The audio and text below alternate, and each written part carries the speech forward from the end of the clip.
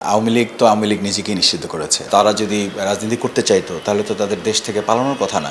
মসজিদের ইমাম পর্যন্ত দেশ ছাড়া হয়েছেন, পালিয়ে গিয়েছেন। তো সেই দল তো মানে রাষ্ট্রীয় কাঠামোগত দিক থেকেই তারা নিজেদেরকে সামগ্রিকভাবে তারা নিষিদ্ধ করেছেন।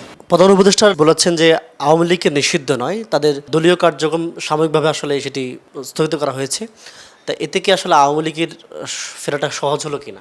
দেখেন, আওয়ামী লীগ তো আওয়ামী লীগ নিজেকেই নিষিদ্ধ করেছে। আওয়ামী লীগ আছে। আওয়ামী লীগ যে তথাকথিত প্রধানমন্ত্রী সাবেক নিজেকে দাবি করত বিনা ভোটে, তিনি নিজে একটা দেশ থেকে যখন পালিয়ে যান, তিনি তো সরকার প্রধান আবার দলীয় প্রধান। তিনি পালিয়ে যাওয়ার পর সেই দলের অস্তিত্বকে স্বীকার করবে, এটা তো তিনি নিজেই পালানোর মধ্য দিয়ে এটাকে এক দফা নিষিদ্ধ করেছেন। দ্বিতীয় হচ্ছে যে সেই দলের শুধুমাত্র তিনি না, এমপি, মন্ত্রী, চেয়ারম্যান, মেম্বার, বাজার কমিটি, মসজিদের ইমাম পর্যন্ত দেশ ছাড়া হয়েছেন, পালিয়ে গিয়েছেন।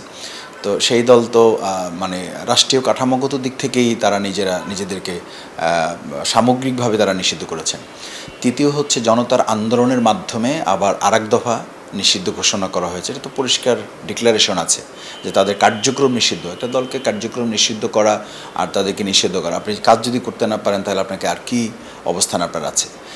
চতুর্থ হচ্ছে চিফ অ্যাডভাইজার উনি যেটা বলেছেন সেটা ওনার নিজস্ব ব্যাপার, কিন্তু জনগণ এই কথা গ্রহণ করতে চায় না এবং তাদেরকে ভবিষ্যতে আর রাজনীতি করতে দেওয়া, কারণ তারাই তো রাজনীতি করতে চায় না। রাজনীতি করতে চাইলে তো তাদের ফেস করা উচিত ছিল। 2024 5ই আগস্টে তাদের দেশে থাকা উচিত ছিল।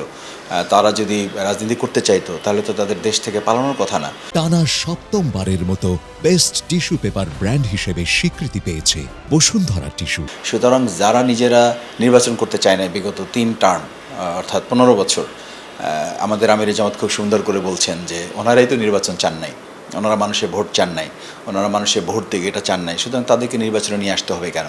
তারাই তো 15 বছর নির্বাচন থেকে জনগণকে বিচ্ছিন্ন রেখেছে, নিজেরাও বিচ্ছিন্ন থেকেছে।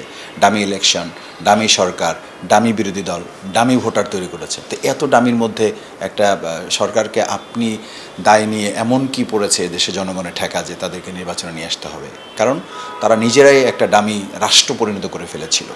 তো সেই জায়গায় তাদের না রাজনীতি করার অধিকার থাকার কথা, না নির্বাচন করার অধিকার করার কথা। তারা নিজেদেরকেই রাজনীতি থেকে বিচ্ছিন্ন করেছে, তারা নিজেদেরকে নির্বাচন থেকে বিচ্ছিন্ন করেছে।